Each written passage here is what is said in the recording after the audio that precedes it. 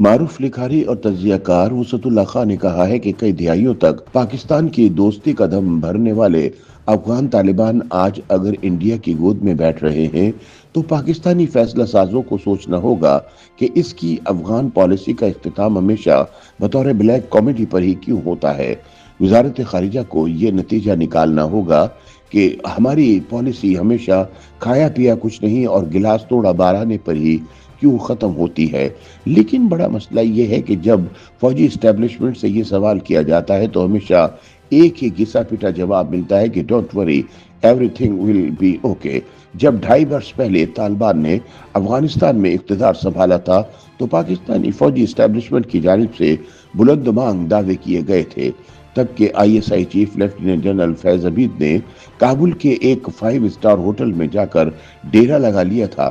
پھر ایک روز چائے کا کپ ہاتھ میں تھامے میڈیا سے گفتگو کرتے ہوئے فیض حمید نے بھی یہ دعویٰ کیا تھا کہ everything will be all right don't وری۔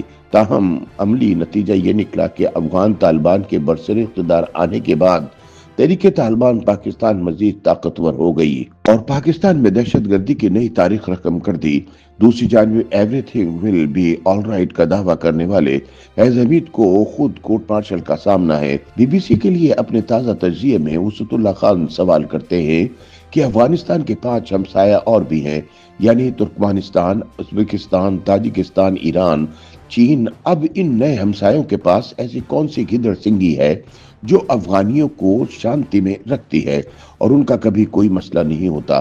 سوال یہ بھی بنتا ہے کہ ایسا کیوں ہے کہ ہمارا ہر نیاز مند ہر پچھلی افغان حکومت کی طرح ہمارے ہی سامنے بھارت سے آنکھ مٹکا کرتا آیا ہے۔ ہمیں یقین ہے کہ don't worry everything will be all right.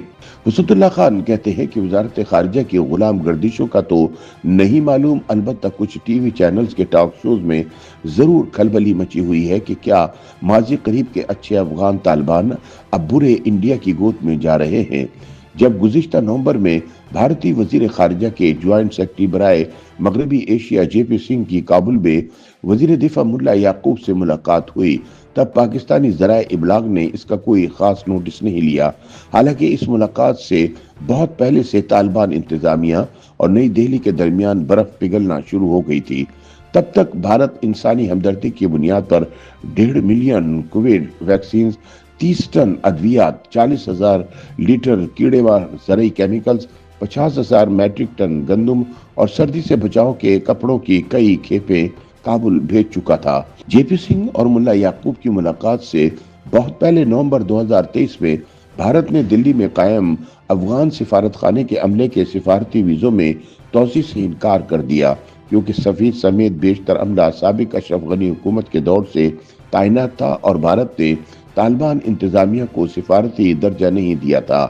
Bharat اب بھی افغان انتظامیہ کو مکمل سفارتی درجہ نہیں دیتا، مگر روس، چین اور پاکستان سمیت متعدد ممالک کی طرح کابل میں بھارتی سفارت خانہ بھی بغیر کسی رسمی سفیر کے تعیناتی کے کھلا ہوا ہے، جبکہ بمبئی کے افغان قونصل خانے میں طالبان انتظامیہ کے نامزد کردہ اکرام الدین کامل بطور قائم مقام قونصل جنرل فرائض انجام دے رہے ہیں، مگر ہم نے ان خبروں کا شاید ہی نوٹس لیا ہو۔ البتہ گزشتہ بدھ کو دبئی میں بھارتی سیکرٹری خارجہ وکرم مسری اور افغان وزیر خارجہ امیر خان متقی کی ملاقات پر ہماری تیوری پر بل پڑنا لازم تھا، کیونکہ BBC اور الجزیرہ نے بھی اس ملاقات کو یوں اہم پیش رفت قرار دیا کہ اگست 2021 میں کابل اور طالبان کے قبضے کے بعد یہ بھارت اور طالبان کا سب سے کھلا اعلیٰ سطحی رابطہ ہے۔ وسعت اللہ خان بتاتے ہیں کہ اس ملاقات کی جو تفصیلات دلی سے بیک وقت جاری ہوئیں، ان کے مطابق بھارت نے ایرانی بندرگاہ چاہ بہار کے ذریعے افغانستان کو تجارت کی پیشکش کی، یعنی پاک افغان ٹرانزٹ ٹریڈ کا ایک عملی متبادل پیش کیا۔ اس کے علاوہ صحت اور کرکٹ کے شعبے میں ہر ممکن تعاون کی یقین دہانی کروائی۔ بھارت میں مقیم لگ بھگ 38,000 افغان پناہ گزینوں کے گھر واپسی کے لیے سہولتوں میں اضافے کی یقین دہانی کروائی۔ بدلے میں وزیر خارجہ امیر خان متقی نے وعدہ کیا کہ افغان سرزمین کو بھارت مخالف سرگرمیوں کے لیے استعمال ہونے کی اجازت نہیں دی جائے گی۔ یہ یقین دہانی اس لیے اہم ہے کیونکہ طالبان کی 1996 تا 2000 والی حکومت پر بھارت الزام لگاتا تھا کہ افغان سرزمین کشمیری علیحدگی پسندوں اور القاعدہ سے جڑے کچھ بھارتی باشندوں کی تربیت کے لیے استعمال ہوتی ہے۔ اب سوال یہ ہے کہ بھارت، جس نے طالبان کی پہلی حکومت کے مخالف شمالی اتحاد کی حمایت آخری وقت تک ترک نہیں کی، وہ اب طالبان کا دوست کیسے بن گیا؟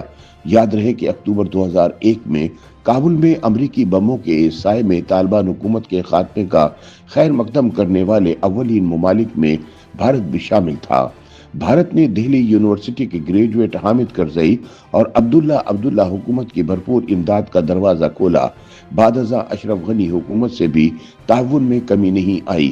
بھارت نے 2001 سے 2021 تک 20 برسوں میں افغانستان میں طبی مراکز، ہائی ویز اور ڈیمز کی تعمیر پر تقریباً $3 ارب کی سرمایہ کاری کی اور کابل میں نیا پارلیمنٹ ہاؤس بطور تحفہ تعمیر کر کے دیا۔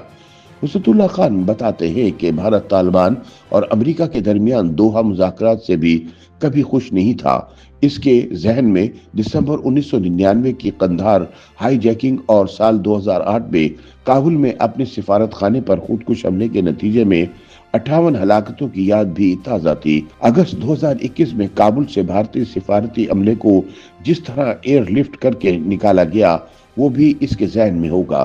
دوسری جانب یہی افغان طالبان اور ان سے پہلے بائیں بازو کی سوویت نواز افغان حکومتوں کے خلاف لڑنے والے مجاہدین پاکستان کو مصیبت میں کام آنے والا بڑا بھائی قرار دیتے رہے۔ وہ 40 لاکھ پناہ گزینوں کو برداشت کرنے کا شکریہ ادا کرنا بھی کبھی نہیں بھولے۔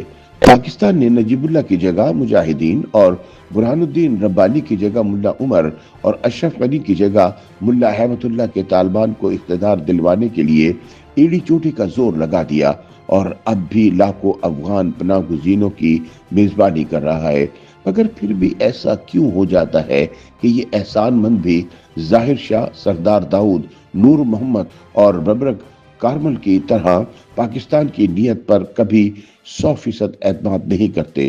ملا عمر کی پہلی حکومت کو چھوڑ کے ہر افغان حکومت نے بھارت کو سرحد نہ ملنے کے باوجود جو عزت دی، اس سے پاکستان جیسا محسن ہمیشہ محروم کیوں رہا؟